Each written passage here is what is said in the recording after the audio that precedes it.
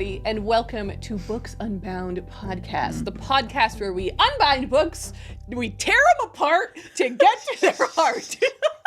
Whoa, we're going off the rails. We're in a good mood today, everybody, and we're excited to record the podcast. This is the first host, Ariel, and who's our second host? Raeleen / Ruben. For any that are confused, Ruben is me. Well, so last week was our first video episode, and like we've mentioned loads, but I will just say one more time, this is still a podcast. It's an audio show. Yep. But for the first few weeks of becoming the supplemental aspect of a video podcast, we were like, it's going to be a little rocky. Last week, the first week was so rocky that it tore us down. The rockiest that it's ever been. It like mentally tore us apart. I was broken that day. We felt so broken that day. We were like, how did it, everything that could have gone wrong went wrong. Every 20 minutes, something got messed up. Yeah. It drove me to drink. I'll admit that.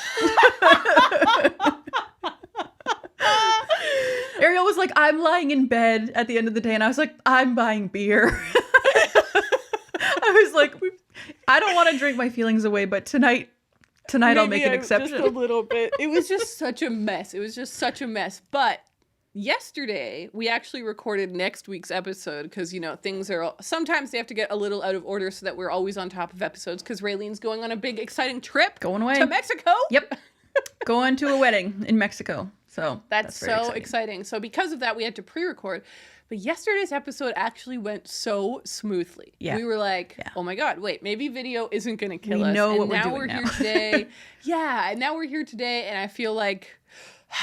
It feels better. I mean, we had technological difficulties last time, and I have since upgraded my technology. Like, as people will see who's watching the video, I've got a new tripod, so a good angle instead of using my super tall tripod. I've got a battery pack that's like charging my camera, so it's never gonna die, because it died. It for sure died when we were recording last time. But yeah, we're feeling good. And today we're gonna have a fun episode. We've got some good books to talk about, but we also have a guest segment that's gonna be coming Ruben's up. Book Games. We do have Ruben's Book Games, but we also have a fun guest episode segment coming up, so that will also be really exciting. Raeleen, how's life over there? What's going on in the world of Raeleen? I mean, it's the haircut, right? It's the haircut. I got a haircut. So I because I'm going on a trip, I was like, okay, I'm going to a wedding. I want to have cool hair. I'm sorry to interrupt. I really thought you were going to say, because I'm like going through it, I've decided to get a haircut. Yeah, last week's episode destroyed me. So that's why I needed a whole new personality on the other side. A little change up. But now I was like, I was starting to feel like kind of iffy about my hair. I was like, oh, I don't know. It's nothing special. It's kind of crazy. And so what I decided like a week ago was, I think I'm going to have a middle part now. Huge. And that changed things for me. I literally went to work with a middle part, and one of my coworkers was like, did you do something different? Like, did you change your hair and I didn't notice? And I was like, no, I literally just parted it differently today. So like, good eye. But like, it made a huge difference in my look. It does. The only problem is my hair was like not cut to be a middle part. So like the right side was really long and it looked kind of crazy. So I was like, I need to get my hair cut stat. So I got my hair cut 3 days ago now, and it's short. It's like a little It is pretty short. French bob, it's a bob little vibe. You know, it's like a blunt cut bob. I'm turning my head around so the people can see. It's an adjustment for sure. It's been a while since I've had my hair this short, and I've never had it cut quite like this. So it's like very like if I look at myself from different angles, it's kind of like, oh my, look at that, because it is like chin length. Like the back of my neck had to be shaved. That's how short it is. Oh wow, It's not the first time I've done that, but it's always exciting. So yeah, feeling the haircut. That's like the only thing I've got going on other than preparing to go on a trip. But yeah. Everyone always says that your haircut looks the best a week after the haircut, right? I think I agree with that. I'm not quite settled into it yet. Like, I feel that's the thing. First of all, you have to like spend a week embracing it, but also it looks a little too crisp the first few days. Like, it's a little too like, yes, I just got a haircut. Whereas after a few days or like a week, like you're in it and it's like a little more worn in or whatever. Yeah. But I love it already. I love it. I think it looks great. I kind of had a similar-ish experience where so for me, I started doing a middle part like a year ago now. Yeah. And this is not because of this whole thing about like what Gen Z apparently hates side parts or whatever. I'm not going to get into that. I genuinely think that that's insane. I'm just crazy. like, there's this whole generational wars are fake. They're all so fake. It's like a middle part, side part. What are we talking about? So it has nothing to do with that. But basically, it's kind of pathetic. It's a dark part of me that I'm working through. But basically, I've started getting a lot of white hairs. Fine, no problem, gray hairs. But they're like really situated on one side of my hair, not so much the other. And because I was like doing a middle part through it, you could really see that like area where white hairs were coming in. If I get a white streak, I will accept it and lean in. Cool. Yeah. It's a cool look. I will embrace it. But so far, because it's not that many, I'm 28, so it's starting, but it's not strong yet. Yeah. It's just kind of awkward. I'm like, okay, do I dye it? What do I want to do? So what I did was just do a middle part because it just like kind of evens it out and hides most of it. But the thing that's similar is that I saw an uncle of my boyfriend's uncle, one of his uncles. I saw him when I hadn't seen him for like a year. Yeah. And he was like, there's something different about you. And I didn't want to say I had a middle part because I was like, that's so awkward. I was like, my hair's longer? He's like, no, it was long last time. I was like, yeah, I'm wearing a dress. I was like, maybe I didn't last time. And he's like, no, there's something. And I was like, you're like, is it the I'm not going to tell you. I was like, I don't know. It's just been a year. But I think I think you're right. Like the middle part actually really can change the way that you look. It changes the look of your whole head. Because like, I don't know, like the way, especially with you, because you've got a lot of hair. Like when your hair's parted on the side, like you've got a lot more hair on one side of your head. And now it's like more evenly distributed. And the same with me. Like I usually part my hair pretty deeply on the side. And so I usually have kind of like a big hair situation and just on one side. And so it kind of like makes the shape of my head look different, I think. Because it's more just like, that's so funny, Raeleen. Yeah. All right. Well, updates wise over here, I did have a fun update I wanted to tell people about from my real life, from IRL. Oh my gosh. I have been working on, and I'm dragging it into frame. Don't worry, there will be photos of it on Instagram. I have been working on a giant Lego project.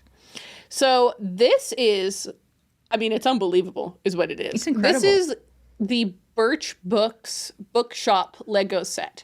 And basically I found out about this a few years ago. And I was like, oh, I want that. And I looked it up and it was totally sold out. They were like completely sold out. And it was sold out for months, maybe even a year. And then it came back into stock. Yes. And I shared the link with Connor. I was like, I would really like this. I think you should buy it for me. And he did. He got it for me for my birthday, but like literally like 2 years ago. Wow.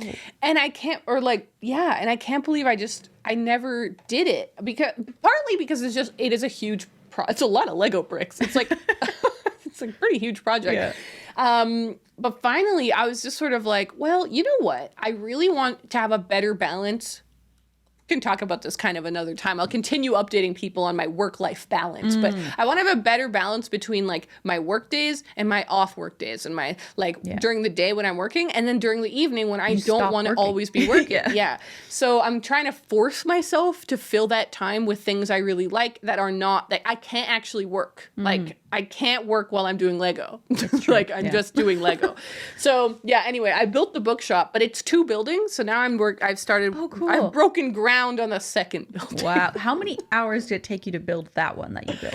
That's a really great question. I didn't count it. I guess I would probably say 5 hours. Okay. So it's not like crazy. Yeah. But it's just kind of, actually maybe it's longer than that. Maybe like, let's say like 6 hours, like an hour or 2 every night for a few nights and it got done.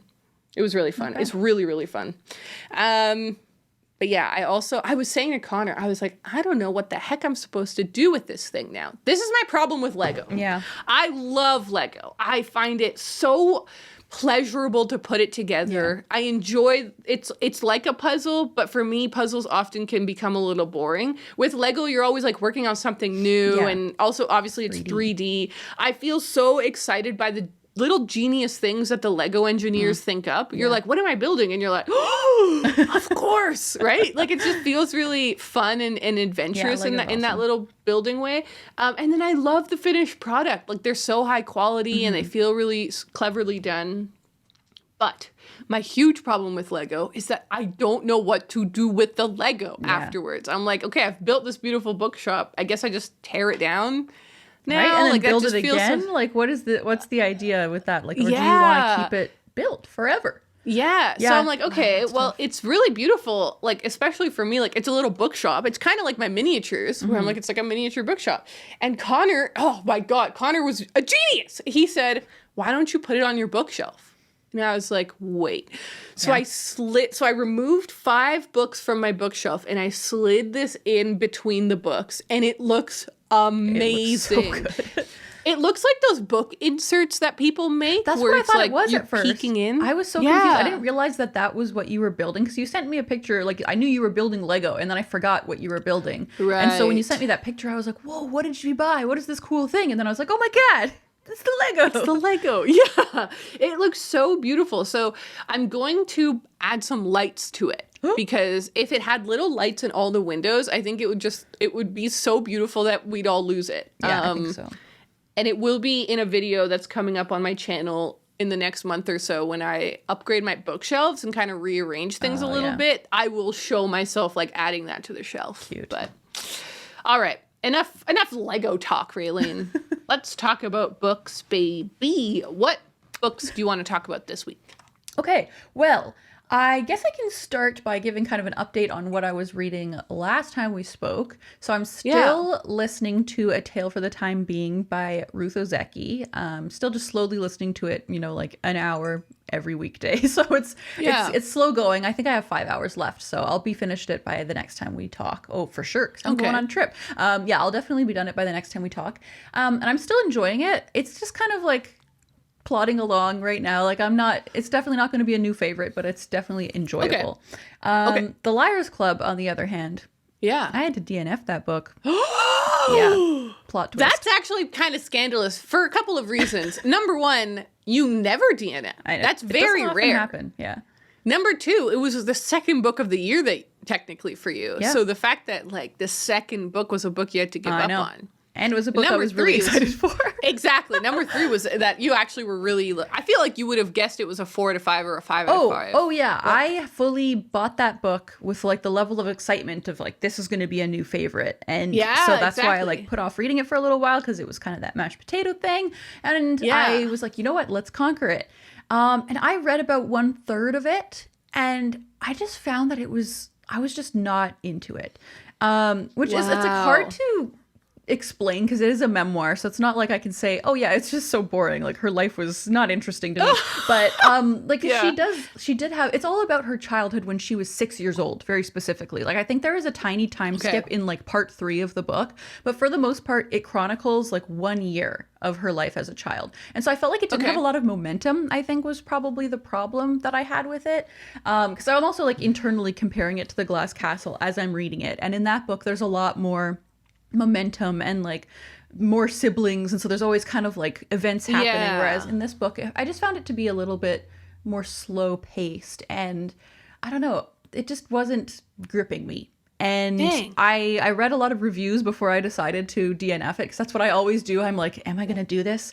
Am I making this decision? Because it's a big decision to be like, oh yeah, this book that I was so excited for, second book I'm reading in the year, like, do I want to not finish it? And ultimately I determined that it was not the book for me. And so I did put it down. Wow. And I'm going to give it to my mom because my mom wants to read it. Yeah. So it's perfect. Cool. So that was, kind of an unfortunate moment. I was like, I would love to finish book number 2 of the year, but I haven't done that yet, which is kind of odd for me. It's the 16th, the day that we're recording this. I have only finished 1 book so far, but I'm okay with that. I'm taking it easy. I'm chill. Well, Raeleen, she's just such a chill person. I'm not worried about it. I wanted to ask, you might have mentioned and I just missed it, how many pages in did you make it? I read like 100 pages, I think, and it's almost 300, so it was about a third. Okay. That's definitely like attempted. I could just tell, like, how slowly I was reading it. That's usually the first step for me where I'm like, uh-oh, I don't think I'm enjoying this very much because I don't feel like picking it up. But also when I'm reading it, it takes me like so long just to read a few pages. So wow. it wasn't driving me along. So I had to let it go. But I did decide to start another book because I've got my audiobook going. I need to have a physical book going. Oh my god, what's it gonna be? be? I don't know, but I think it's gonna be fantasy. Ooh, okay, you're actually not really wrong. So 11/22/63 by Stephen King is the book I've decided to read because I almost I would have read this as my first book of the year if you had picked it. I fully would have been like, yes, I'm into it because I just decided like I'm really excited to read it. At the end of December, I was kind of looking at my shelves trying to figure out, what books do I want to read next? And I was like, this book sounds awesome and sounds like exactly what I'm in the mood for. So I've decided to pick it up. I'm only on page 74, so I'm still in the early stages. That's about 10%. This guy is quite large. Wow. But I'm really enjoying it. So the basic premise of this book is that we've got a man named Jake. He is a English teacher and he lives in this like small little town, and he goes to this diner all the time to like have burgers or whatever. And the guy that owns that place is named Al. And there's one day Jake goes and has a burger at Al's. Everything's totally fine. It's chill. And then the next day Al calls him up at school, no less, and is like, come down to my restaurant right away. It's an emergency. And he shows up, and Al is like sickly and looks like years older than he was the day before. And his like lost teeth, like he looks completely different. And Jake is like, what the hell? And Al is like, I've got to show you something. And basically Al has this like wormhole in the back of his diner that if you walk through it, there's like an invisible set of stairs that you kind of walk down, and it takes you to the town that they live in now, but in 1958. On the specific day, it's always the same day when people go into this little wormhole, but Al's the only person who's ever been there. But he's sick. And so he needs to pass this like torch along to Jake because he wants to save JFK. That's basically his mission. Oh, wow. Yeah. And so since he goes into the wormhole in 1958, he has to then like live there for a few years because obviously 11/22/63 is when the shit went down. So basically Al has spent many years like going in there and like learning about the time period and doing what he can. And so every time that you come back to our planet, it's only been 2 minutes. Like our time. Every single time. It's only been 2 minutes. Yeah. And then you go back in and it's you start exact at the same day time, again. Same day. Like the same day keeps repeating itself. Yeah, so it's a cool time travel setup. Like I've never seen a time travel setup quite like this. And this feels like before the coffee gets cold meets Back to the Future. Ooh. Because Back to the Future, obviously it goes back to the 50s and that's like a really big part of it. And then Before the Coffee Gets Cold is like in the little cafe and when kind of thing. So that's fun. Yeah, so it's awesome. Like it's really, really readable so far. Like after like 2 pages, I was like, yes, I made the right decision. This is way better than The Liars Club. Like this is what I want. Like Stephen King knows how to write a book, and like I'm just so into it. So I'm really loving it. Man. But I am just like taking it easy. So we'll see. It might take me forever to read, but I'm okay with that. Sure, I'm okay with that. We're okay with that. Yeah, because Ruben's chill. Ruben's chill and loves big potatoes. Huge potatoes. It's the hugest. It's a very big potato. But yeah, and I feel like this is good because it is kind of, it's not really fantasy, but it's like fantasy adjacent. It's a large book. But it's also, Stephen King. It's one of your big books. It's hitting a lot of boxes, so. So wait, in your list of tackling authors who you have a lot of books on your shelf, Stephen King was one of them, right? Yes. Okay, so this checks that off. He sure is. I have, I think the most I have is Stephen King and Haruki Murakami. So it's kind of cool that I'm starting out the year with those two. With them. Those 2 boys.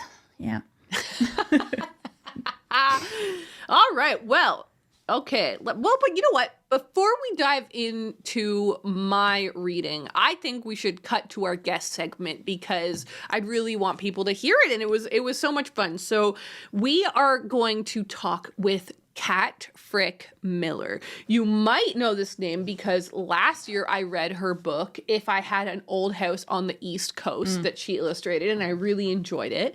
But you might also know her because she is the artist that has illustrated our first set of bookmarks for 2023. So we sat down to chat with her about the books that she loves, how she reads, what are her reading tastes, and also a little bit about the design process of the bookmarks. So let's cut to that and then we'll come back. Hello, everyone. We are now in a different time, but we're with Kat.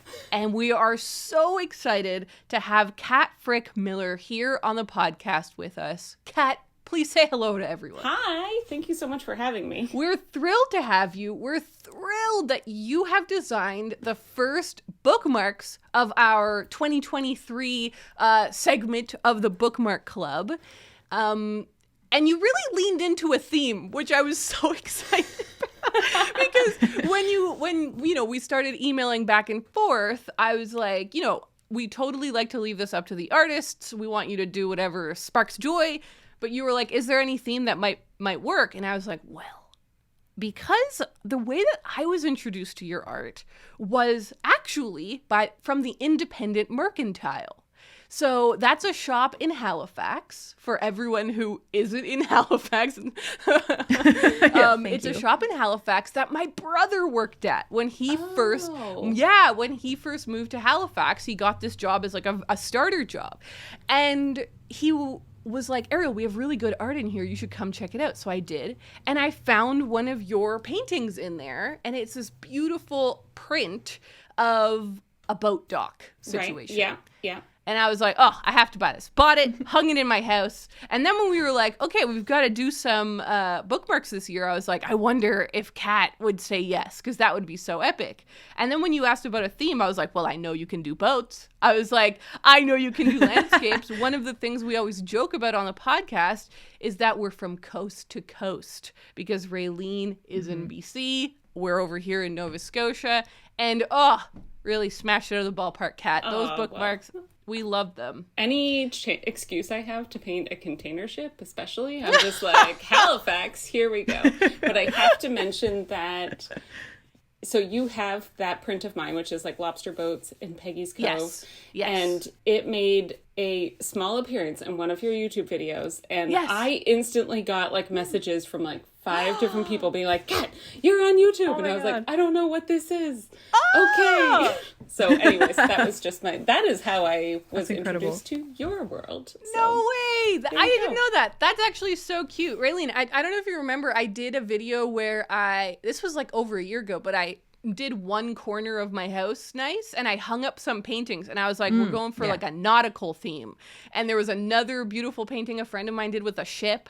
And so I was like, well, I'll definitely link to these artists down below. Oh, it's a beautiful little world we're living in, isn't it? And now I have to update those people. I'm like, no, I'm doing the bookmark. It's all coming together. It's all coming together. So are you from Nova Scotia for our listeners? Are you from here? I know you work here. Have you spent time in BC? For some reason, I feel like you have. No. Well, I'm like, aside from a very small stint in attempting to tree plant when I was like 19 and misguided. But I actually grew up in Ontario. Oh, really? Whereabouts? Brampton. Hell yeah. Brampton. I mainly grew up in Kingston. Oh, did you? Okay. Yeah. So, I mean, Brampton is a very different place now. But, my parents like bought the plot in the subdivision when the houses were being built. So, it was just suburban sprawl kind of. But now there's lots of fun, interesting things. I never go back to Brampton, but I hear that there are a lot of things going on. Anyways, it's my dad is from Bible Hill, Truro area in Nova Scotia. So I did spend time here as a kid during the summers, but I moved out here in my second attempt at art college. So cool. Yeah. I did a roundabout way is how I ended up here. But I've been here since 2006 now. So Okay, so you're as Nova Scotian as well, almost. I guess you could be. We could be born here. You're the second version. I did start doing math recently, and I was like, oh my god, we're almost at 20 years. Like, I'm feeling very old, but that's okay. It's one of those things where you realize like you've been with a partner for like, I did the math once where I was like, I've been with this person for 25% of my life. Mm-hmm. I was like, things are getting spooky over here. Yeah. Well, all right. We're excited to chat with you about your reading and your favorite books and stuff. So, Raeleen, let's start off with our fun questions here. Could you ask what was our first question? Oh, yeah. The first one is a doozy. What is your favorite book or favorite books? It doesn't have to be just one, because I know that kind of freaks people out when we say that. But what are some of your favorite books, or if you do have just one? Yeah. Let us know. I was like, I'm on a book podcast when I saw these questions. And I will say that I am a pretty good, like, avid reader, but I will always feel like I do not read enough because my mother was a librarian in the Mississauga public library system for like 35 years. And then when she retired, reading just became her full-time job. Wow. So she is just like hardcore. And for a while she was getting all the advanced copies because she was working on catalogs, and then I would just take them. But anyway, so that is just serious insecurities about my reading habits. I'll just lay that out there. But I was thinking, when you asked this question, I was like, oh, well, my answer has always been this one book. And I went back to it yesterday because I was like, I haven't read it in 5 years. So so that's Haroun and the Sea of Stories by Salman Rushdie. And I think I first read it probably when I was about 18. And I was really into like children's magical novels, like that kind of thing, probably off of my Harry Potter phase. Yes, but, of course. We all have to figure out what to do after we read Harry Potter. It's like, okay. And I'm a bit of an older Harry Potter generation because my mother, the librarian, was like, oh, these books are being banned in the States, I should read them. And so then she gave them to me afterwards. So I think I was probably like 17 when when they started coming out. But anyway, so Haroun and the Sea of Stories, it holds up for me. I don't know if I read it today, whether it would still land as like my favorite book, but I still come back to it like every 5 years, and it's just a magical little children's novel that is so much about stories and the magic of kind of inspiration, and it probably holds some like deep nostalgia for me. So that's awesome. And this is a further reminder that I still haven't read anything by Salman Rushdie. Yeah, ouch. Big. That's a hole. That's a hole in our reading for sure. There you go. It's only actually I dug it out of my bookshelf, so it's not cover. A big read. No, we have no excuse. Not many of my books look like tattered and worn, but I think I dragged this one across Europe when I was traveling, even though it's so small. But there you go. I love that. Yeah. So, what was the best book you read in 2022? This is probably not a question we'll ask all of the artists, but because we're here in January, I'm like, I kind of want to know, like, what was the best book you read last year? Yeah, I think my favorite was The Dutch House by Anne Patchett. Oh my God, yes. I see that on so many lists. And I had I had read just a few Anne Patchett novels before. I actually read Truth and Beauty and was like 3/4 of the way through before I realized it wasn't a novel and it was a memoir. And I was like, what is happening? But the audiobook, so big plug for this, is the audiobook for The Dutch House is read by Tom Hanks. I've had so many people tell me to listen to that audiobook now. And so it's either like you're going to really love it because it's Tom Hanks, or it's not quite your cup of tea. Why is Tom Hanks really reading to me? It sold it for me in a big way. So that was my favorite read. I also finally read The Nightingale, which was like somebody had loaned it to me a few years ago, and it was sitting on my shelf, and I finally had time to read that. So those are my top 2 from last year. Nice. I'm totally down for a Tom Hanks situation. Right. How could you not be? I love the idea actually of like actors as they get older becoming like, as they're doing like less movie roles, I'm like, read more books to me. Like this is beautiful. That's a great idea. We should pitch that. I want to know how that happened. Like, how do you get big enough in the book world to have Tom Hanks so do your audio? Right, it's not like he was in a movie for that book or anything like that. Like that would make sense. No. This is just random, but in the best way. It feels very random, but it's a good match. My mom listened to it at my urging, and she was like, "No, okay, that's a no from me. That's fine." Yeah. All right, Ray, what is our next question? Yeah, our kind of follow-up question to what your best favorite books were is, what are your favorite genres or a specific genre that you read the most? I definitely lean into fantasy, YA. Definitely when I'm looking for like comfort reads, I'll reread the Philip Pullman Dark Matters trilogy and Harry Potter. And Stephen Fry reading me Harry Potter is just it is the best, unparalleled, an unparalleled situation. Yeah. So, what are you currently reading? I am and this kind of it gets decided based on what I'm doing in my studio. So, right now I'm listening to a lot of audiobooks because I listen to them while I'm working. Cool. And right now I am solely listening to mystery, because I have found a podcast that does, it's called Phoebe Reads a Mystery, and it's Phoebe Judge from This Is Love and Criminal. Right.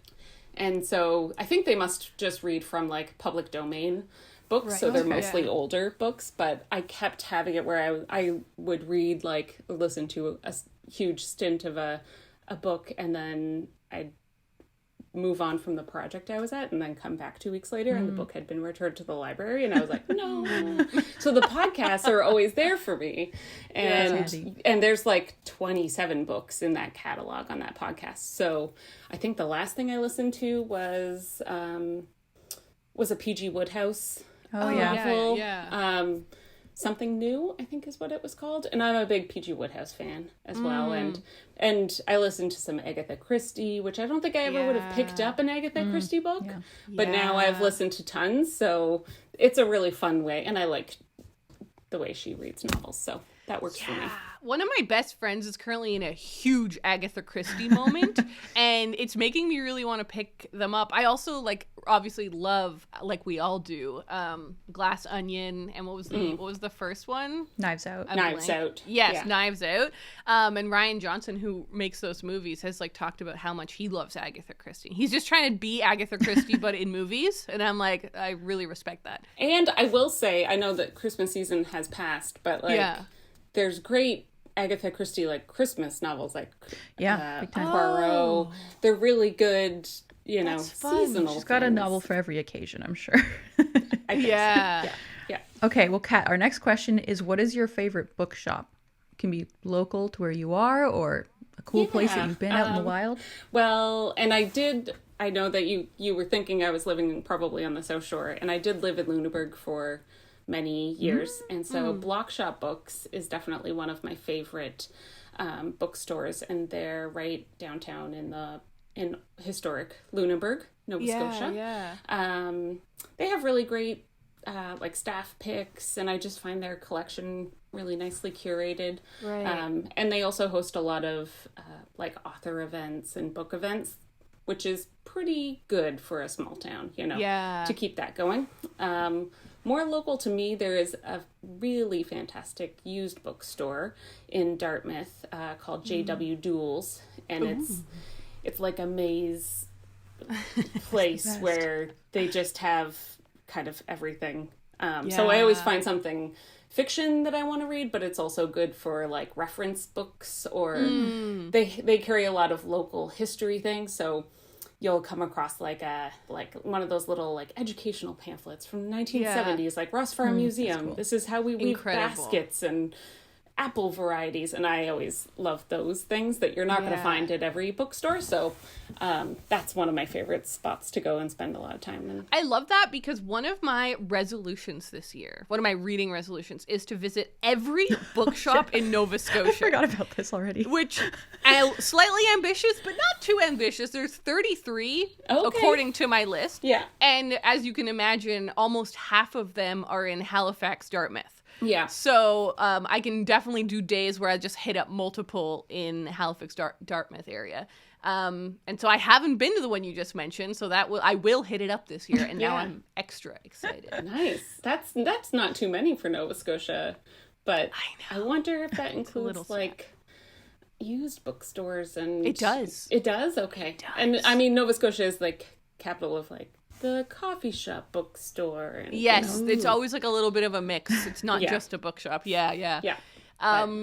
All right. Well, I've loved learning about your reading. Before we let you go, we want to learn a little bit about the design process behind making our beautiful bookmarks. So I'd love to know if you could share with everyone what kind of went into that process from the beginning to them being completed. What did that look like? Well, I definitely loved your cue about the coast to coast. Yeah.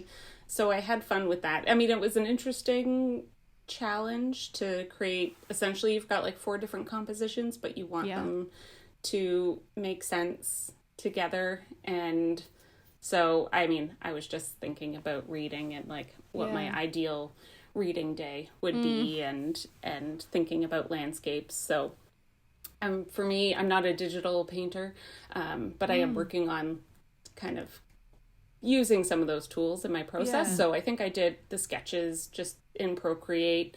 That gives me a really easy opportunity to like flip things around, change the scale, make some edits while I'm working on that, especially in that very narrow composition. Because I kept thinking like, oh, I'll do this scene and this will be there and this will be there, and then I'd be like, and now I stack it into a very I was gonna kind of ask about that as well, like if the sizing of the bookmarks presented a challenge, because it's so different from what you do now. It's like either panorama or a tiny slice. Like it really is. So you'd be like, oh, I'll do somebody sitting in a room, and you're like, okay, you can show 2 feet of this room. And, so it was interesting. It was fun to do the landscapes in different directions. So one is that very nice, like big panorama of like Halifax, the port going into downtown. And then the other one is more like rooftops stacked into the sky. And so it's fun to do something like that 2 different ways. And, I just looked through, some previous paintings I had done for inspiration of friends, thinking about, what a nice Sunday listening to a book or reading a book would be. And those are kind of I was like, propagating plants. This is what I dream I would do every Sunday. An ideal day that might not actually happen. While I listen to my P.G. Woodhouse. It's,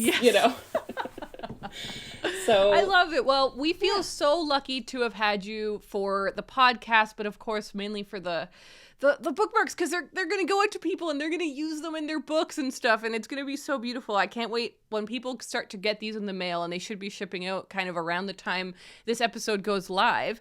I hope people will send us photos and tag Kat in them, because we all want to see them.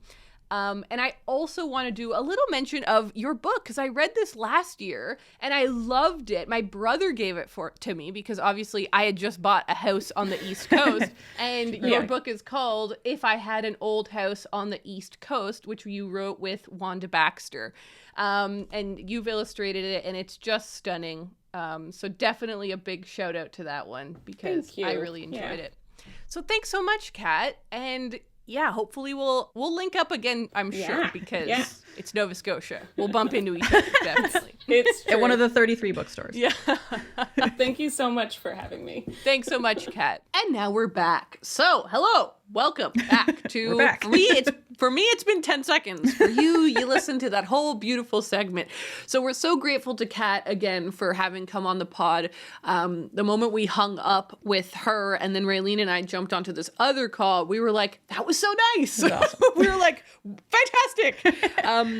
So yeah, everybody that is subscribed to the Bookmark Club, those bookmarks are going to be on their way to you either now or next week. I don't know. I guess it really depends on when you hear this thing. That's true. But yeah, and if you didn't sign up to the Bookmark Club, hopefully at the end of the year, we will have some bonuses that will be available. Yeah. There you go. Thanks so much, Kat. Now let's talk about my reading this week. I'm always really intrigued to see what you've been reading now. You're like a reading machine. I really appreciate you saying that. I do think you're going to be a little disappointed this week. But it was because it was the first week of, remember, it was like my first proper week back to work. That's true. And so I went from like vacation Ariel, who was having a lot of fun reading, to this. We literally this is the first day of my second week back to work. So last week was actually really, really busy for me. And I was like, wow, there's a lot of things to catch up on. Good God. So I didn't get that much reading done. I want to start with a book haul, though. I have two books. I acquired two books. The first one, I can't, like, the joy about this book. I got How Should a Person Be by Sheila Heti. Finally. Exactly. I knew that you would know. That book's hard to find. It's hard to find. Here's the situation with this book, okay? So many years ago, I read Motherhood by Sheila Heti. Loved it. Absolutely obsessed with it. And then I was like, I'd like to read another book by her. What else has she written? And this is her debut. This is the book that kind of put her on the scene. But Motherhood is definitely the book that blew her up. Yeah. You know? Yeah. Like, this is her McGlue. Motherhood is her My Year of Rest and Relaxation / Eileen. Yeah. So I don't know if this book is just like not in print anymore or just really low in print or what. But I have continually attempted to buy this book and it always fails somehow. Like the order online didn't go through. I bought it through a bookshop and then they were like, cool, your order's been submitted. And then 3 weeks later they were like, just wanted to let you know this order we can't fulfill it. No. I'm like, okay. Bought it at another bookshop, just never heard back from that bookshop. Never heard back from them. So I was like, what is with this book? I don't understand. I was like, you know what? I'm taking a break from trying to get this book. And also like Sheila Heti is Canadian. You would think that it'd be easier to get in Canada. True. So I was at the grocery store a few weeks ago and me and Connor we've decided to really get into meal prep. So I was there for quinoa and quinoa only. But this is the grocery store. I think I've mentioned to you before. They have a little rack. Oh, yeah. Where it's just like used books. I think anybody can place a book there. And then they have like a little lock box. And it just says like, if you take a book, please give us $1. So I always like to look at it on my way out. I'm leaving and this thing is staring me in the face. And I literally freaked out. I was like, and Connor was like, what? And I was like, I ran over and I like grabbed it and I was like, hallelujah to the newborn Put $10 in the lockbox. But what's funny is I didn't have any change on me. And I was like, okay, Connor, here's what I'm going to do. I'm going to take it. There was no way I was not taking it. Okay. Obviously. I was like, I'm going to take it and I'm just going to come back. I'll come back like the next time and I'll drop an extra $1 in there or something.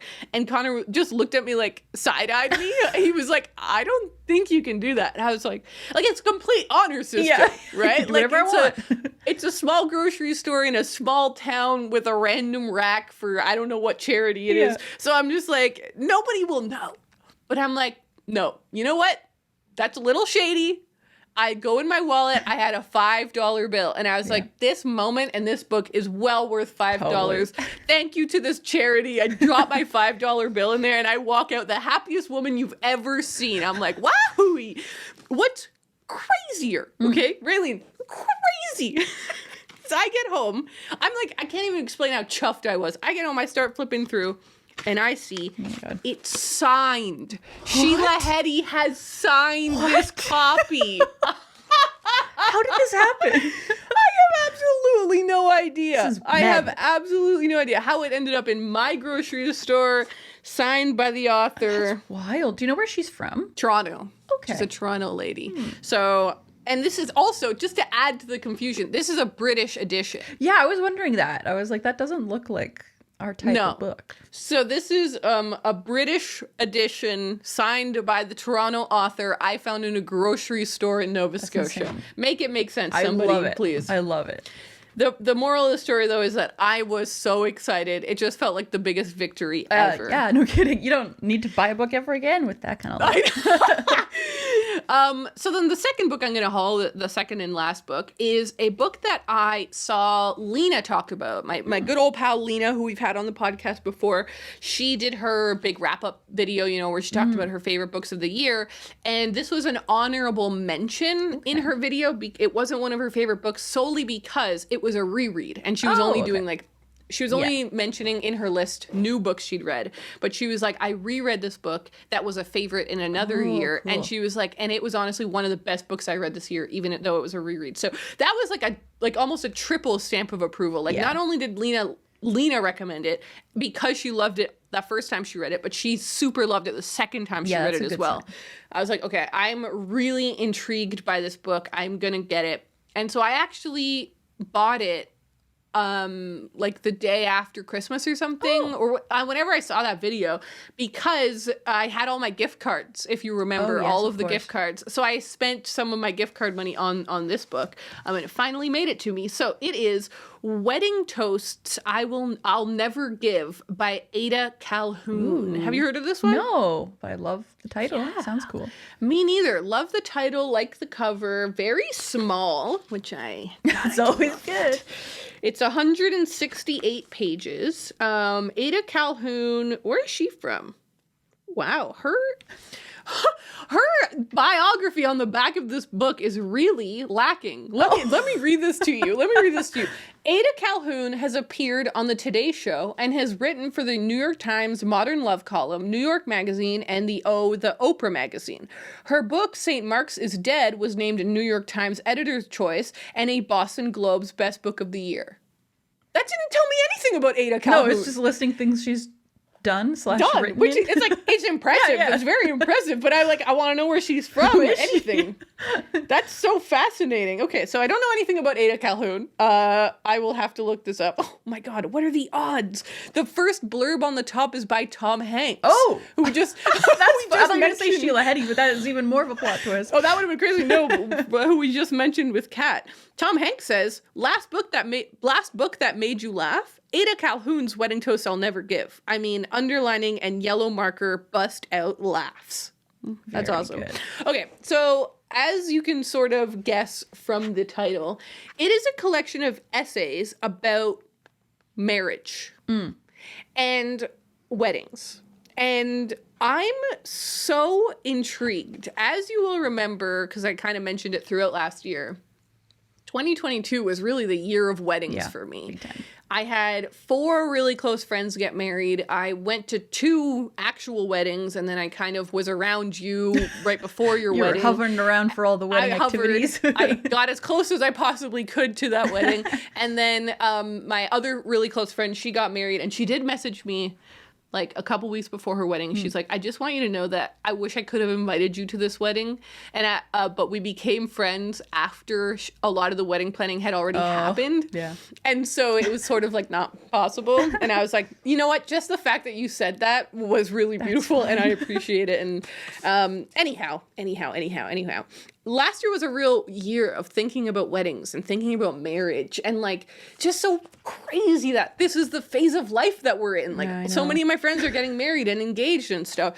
And I just think that it is a huge topic of life in your late 20s and 30s and so forth. And so forth, that's not right, but I'll push through that.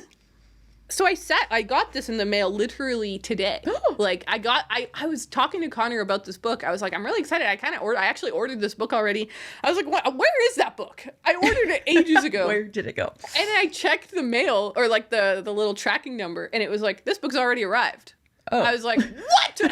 Nobody told me. I haven't been to my post office or my post box yet. But so I went and picked it up earlier today and I sat down to just sort of read the introduction and I was 4 pages into the book before I was like, wait a minute, I'm not supposed to be reading right now. I'm supposed to be getting ready for the podcast. Oh my God. It totally sucked me in. So that got me really excited about it. Yeah. So that's the second book that I got. Cool. Okay. Thanks, man. I thought so too. I'm hyped on both of those. Yeah. Okay. So the next thing I want to talk about is what I'm currently reading, because I did not finish any books this week either. So neither of us have a review this week, I guess. Yeah. But I am still reading The Woman in the Purple Skirt. Progress has been made, but I have not finished it. Okay. But I did start another book because I started an audiobook for while I'm driving and Legoing. Oh, yeah. I need a book. And so I actually messaged Raeleen and I was like, Raeleen, I need to pick an audiobook. And you were like, oh my God, let me pick for you. And I was like, you know what? Yeah, that will be fun. Yeah. So I went through and I kind of was like, here are a few options of books that I think would be fun. And you picked for me Orwell's Roses by Rebecca Solnit. Yay. And I kind of regretted it as soon as I said it because I then listened to a sample of Rebecca Solnit reading it because it's read by the author. And I was like, oh, hold on a minute. I don't know if I like her reading voice. But I am pleased to announce an hour or so into the audiobook, her voice is awesome. It was the sample. It was the weird little sample clip that I heard. I just felt like that. I was like, I'm not sure. She does have a very distinct voice. Like she has a very whispery kind of gentle voice. Yeah. And just when I was listening to all of these different audiobook samples, it didn't feel like all the other ones in a way. And so I think that kind of threw me off. But now that I'm actually listening to the audiobook, I'm like, no, it's actually a very wonderful, nice reading voice. Okay. This is so good so far. It's so good so far. And I'm really glad that I own the physical copy because I am highlighting some things. Not as much as I know I would be if I was actually reading the physical copy. Yeah. But after so for example, the other day I went on a drive to go into town and I was like, I have like half an hour to listen. I'll just listen. And I was listening and I was like, oh my God, that line was unbelievable. So I, tapped the little bookmark button. Yeah. And then when I got home later, I listened to the bookmark and I was like, okay, that's around here. And I found it in the physical book and I highlighted it because I was like, this is just so, so pretty. So I'm really, really liking it. This copy is also signed. Wow, look at you go. Just as a fun little fact there for everyone. I'm showing it to the camera. I'll take a photo of that for Instagram as well. But yeah, anyway, I'm really enjoying it. I'm having a blast with it. And I'm glad that you picked it. Good. I picked both of your current reads. That's funny. Oh my God, you completely control my life. Yeah. It's funny. This is like the opposite of what usually happens, though. Usually you just like go wild and do whatever you want when you're reading. And then I'm like, I don't know what to read. Help me. Like I'm always so lost. I don't know what to do. Well, it is now time for Ruben's Book Game. So lay it on us, baby. What are we doing? Oh, man. Okay. So for this game today, I had Ariel come prepared with a few book characters. And the reason for that is because today we are going to be playing Who Am I? Which is also known as like headbands. Like that's the actual game that you can do. Oh. I was playing this with a couple of my friends a couple of weeks ago and it was so fun. So what we're going to do is like you've picked characters and you're going to imagine that I am those characters. So I'm going to ask questions. They all have to be yes or no questions. Yes! This is sick. And we'll play it the way that my friends and I played it. I'm sure this is standard rules, but one of us will start and you keep getting to ask questions until you get a no as a response, and then it's the other person's turn. So we keep going back and forth until somebody guesses who they are. So they are yes or no questions? They have to be yes or no questions. So gotcha. I can start it off. So pick which character I'm going to be currently. I have got it in my head which character you are, and it'll be kind of fun if people listening could like kind of play along, like see if you can guess who we are. Yes, this is fantastic. Because it was hard. One of my friends made me be Totoro, and it took me so long to figure out who I was. It was horrible.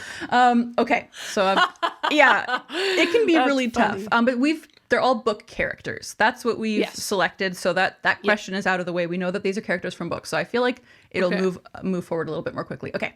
I'm going to go first. Okay. Am I a female character? Yes. Okay. Am I from... I'm already having the time of my life. Isn't it fun? Go on. Okay. Am I from a book series? Yes. Okay. Is it a fantasy series? No. Okay. And now it's your turn. That's over for you now. It's over. I'm going to make notes so I don't forget. Okay. I'm going to ask, actually, the first question I like, very similar. Am I a female character? Yes. Okay. And yeah, I am going to write this down. Female. It's so easy to forget, and I don't want to get lost live on the pod. We wouldn't want to look ridiculous now. That would be awful. Okay. Have I read the book that you're in? Definitely. I've read it. Okay. Great. Is it a YA book? Yes. Okay. Hesitant YA yes. book. Okay. Have I read this book in the last 3 years? I don't think so. I'm going to go with a no. I'm pretty sure you have. Have not read recently. Okay. Your turn. Okay, so I'm from a series and it's not fantasy. Is the author of my series a female author? Yes. Okay. That's wow, author data and everything, huh? I know. Okay, let's see. What else can I ask? Have I read any of the books in this series in the past 5 years, let's say? No. Okay. No, I don't think you have. Okay. I'm trying to think of what series there are that are not fantasy. Okay. Yeah. Plotting more questions. Okay. Am I in Perks of Being a Wallflower? No. Okay, that's too bad, but that's fine. That was a bold question. I really was like, I'm going to just really do this. Okay. I don't know if this will be a good question, but am I from a graphic novel series? No. Okay. Didn't think Get so. that out of your head, Raeleen. That's not going to help you. I'm just checking. I'm female. I'm sort of in a YA book, and I've not read it recently, but I have read it. Wow. You're right. This is very difficult, actually. It's hard. There's so many factors that we don't know. It's like, what do I even ask? Yeah. Okay. Am I in a contemporary setting? No. Okay. Fine. Yeah. Your turn. Okay. Wow. So many things I could ask. Is the series that I'm in like a series that I really love? I'm gonna take that as a no. I wouldn't say it's one of your favorites. Okay, so yeah. no. If it's not a favorite, we'll call that a no. Yeah. Okay. Am I in a fantasy book? Yes. Fantasy. Am I in a series? Yes. Okay. Am I badass?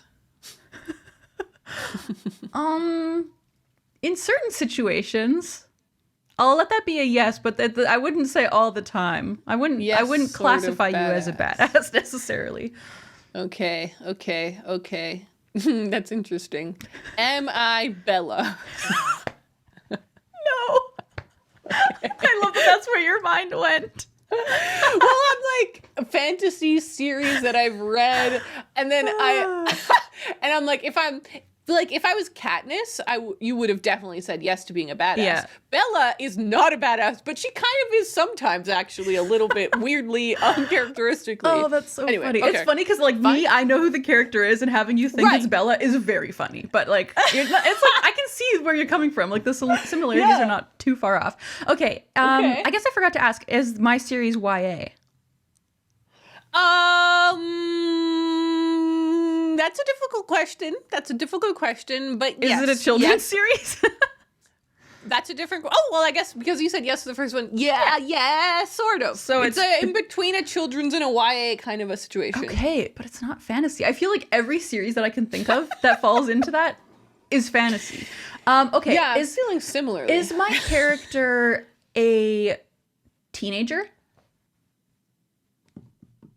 Okay, that's difficult to answer because she really ages. You know, like she doesn't stay the same age in the whole thing. Oh, okay, but does she start? Oh, maybe she doesn't start as a teenager either. Okay. So I'm going to say no. Okay. To that one, I'm afraid. That's fine. Okay. God, I literally am like, what in the hell fantasy series? I haven't even read fantasy. Oh my God, wait. Is it Harry Potter? Yeah. Oh my God, I'm an idiot. Hilarious. Okay, Harry Potter. Wow, thank God. I'm in the right world. I'm in the right world. Mm-hmm. Am I Hermione? No. Okay. No problem. You've got to ask more identifying questions before you just guess. Okay, so my person ages probably starts. I can just imagine people listening to this screaming out, "It's clearly Harry Potter!" Right? I know. That actually happened when I was playing with my friends too. One of them was Dobby, and she couldn't figure out that she was from Harry Potter, and it was the funniest thing ever. I love Dobby. Okay. Yeah, I know. We picked some strange characters. Okay. So is my series in a contemporary setting? Yes. Okay. Is my series a trilogy? No. Okay. It's definitely a series. One clue at a time. I'll get there eventually. Am I Luna Lovegood? Oh, yeah. Yee-hoo-wee! See, badass sometimes. Like, she's not necessarily a badass, but she has her moments. Totally. Because again, I was like, well, I'm not McGonagall, because McGonagall's always a badass. That's true. That's very true. And I was like, I don't think you're going to go more obscure than Luna. Like, Luna is on the fringes of still in the main character list, but not obscure yet. Anyway, okay. Should I keep guessing or should we move on? We just say I lose? I think you lost that round. I think I lose because I could keep going. I could keep going forever. That's the thing with this game is it can last a long time. So who was I? You were Anne. Oh, you were Anne from Anne of Green Gables. Idiot! I forgot to ask if it was a classic. I know. As well. That's really a big question. Things away. Okay, but we learned from that. We learned a lot. Round. Do we want to play another round? Or we're definitely doing at least one more round. This was really fun. Cool. Yeah, I love this game. Okay, I've got your character locked in. I have your character locked in. Okay, you go first since you won. Oh, privileges. Very good. Okay, am I female? Yes. Female. Mm-hmm. Have I read the book you're in? Yes. Okay, I've read it. Have I read it in the last 3 years? And the reason I'm asking 3 years is because we've kind of done the podcast for 3 years, so you would know if I've read it kind of while we've been... Yeah, I would say yes. It might have been just on the cusp, but it's definitely been within the recent years. Okay, that's interesting. Yeah. Am I in a classic? No. No problem.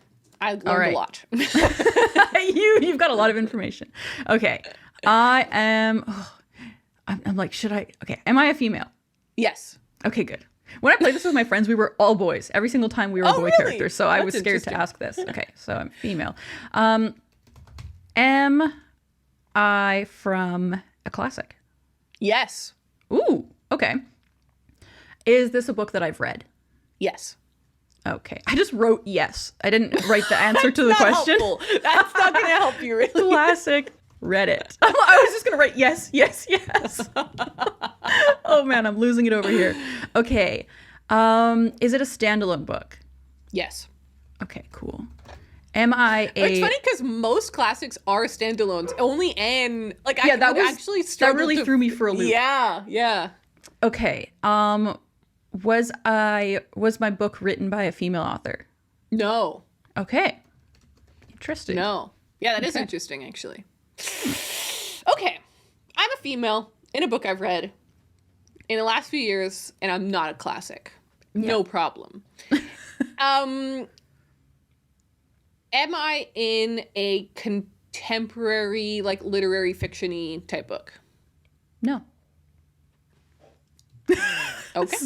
Here we go. In a contemp lit fic. Okay. Okay. Was this classic written in the past 50 years? No. Okay. Am I Cheryl Strayed? No. Okay. That's an interesting take, though. Whoa. I wasn't expecting that. No problem. Okay. Is my character a grown woman? Yeah. Yes. Okay. Classic by a man. Grown woman. Okay. Let's see. Is my world fantasy in any way? No. Okay. So I'm not a classic. I'm not literary fiction. And I'm not Cheryl Strayed. What else? Those are the big questions. Those are the big questions. Am I in a sci-fi or fantasy? Maybe that's 2 questions. I don't mean to cheat. No, that's fine. The question is no to both. Okay. Not What? I don't understand what's left. Okay. Right? Okay. Fine. Am I from a book that you've also read? Yes. Okay. Both read it. What do I ask now? Yeah. I feel like this one is harder than the first one for some reason. I mean, yours is a little bit harder too. I purposely started with Luna because I'm like, Harry Potter, easy. Okay. This one is a little bit more niche. Okay. I want to ask, does my character have brown hair? No. Okay. I don't think so, no. Okay, that's fine. I couldn't think of another question. No, I'm pretty sure no. Like, I would say definitely not. Definitely not. Okay. Am I in a graphic novel? Yes. Oh, thank God. There you go. Okay, so I'm in a graphic novel. This is a big breakthrough on the case. Yeah. It is. Am I the main character in Sheets? No. Okay. No problem. I love that you just go right in for it. Don't even try and figure out which graphic novel you're in. Okay. Yeah. Okay. Okay. Have I read this book in the last 5 years? Yes. Really? I haven't read that many classics, so that is a breakthrough. What books have I read recently? It's also like, okay, I've asked if it was in the past 50 years. But that actually is not saying that much. That's just the 70s and up. Okay, was my book written in the past 100 years? I'm going to Google. Okay. Because I think it has been, but I want to give accurate information. Okay. In the past 100 years is what you just asked me, right? Yeah. Yes, it is from the last 100 years. Okay. Am I from The Great Gatsby? Yes. Oh, hell yeah. Am I Daisy? Yes. Woo! She's definitely a blonde, so you nailed that question. Yeah. All of a sudden it clicked. I was like, wait a minute. It's all coming together. I chose a really easy one because I was like, Daisy, she'll know Daisy. Yeah. But I was surprised that you didn't jump to The Great Gatsby for some reason. I don't know. I'm really bad at this game. That's what I've discovered. Like, when I played this with my friends the other day, I was like the last person to figure out who I was almost every time. And for one, I was Haruki Murakami. Like, I couldn't figure out who I was. It was horrible. Oh, Haruki. All right. Well, you won that one, so I think we have to do the third round. Okay, we got a tie break. Do you want to tie know who you were? Yes, I really want to know who I was. You were Laura Dean from Laura Dean Keeps Breaking Up With Me. I'm gonna tell you what, I was not gonna get there for a long I know. time. That was a tricky one. That was a tricky one. Okay. Well, you go first because you won. Okay. I'm erasing my life. data. That's just life. This is head to head. Yeah, this is a fun game. I'm really glad I picked this game. Glad you did too. All right, take it from the top. Am I a female character? No. Oh, hell yeah. And I will start there as well. Am I a female character? Yes. Okay, female. Have I read this book in the last 3 years? Yes. Well, recently read it. Great. Am I in literary fiction? No. Not litfic. Whatever you say, Raeleen. Yeah. Okay. Am I from a series? Yes. Okay. Am I in a contemporary setting? Sort of. I will say yes. Okay. It does take place like now. Is it historical? In the now kind of a thing. Oh. Okay. So yes. Is it historical? No. Okay. No. Takes place in the now. I'll remember that. I just mean that like it does. It takes place in the real world. In the real world, yeah. Okay. In the now. In the now, like whatever that means. Okay. I'm not. I recently read this character. Okay. Is it in a? Is the book nonfiction? No. Okay. It is fiction. Very good. Very good. It is indeed. Yeah, I'm not Cheryl Streep, which hurts, but that's fine. It's true. Okay. Male series contemporary, not historical. Am I from a classic series? No. Okay. Am I in a classic? No. Nah! Damn! Okay, fine. Whatever you say, Raeleen, whatever you say. And just as a follow-up to your literary fiction question, like... Yeah. I wouldn't classify it as literary fiction, but it's, like, around there. Okay, so someone could, maybe. Okay. Yeah. Okay. I just wouldn't necessarily call... It's not necessarily its first genre, I guess.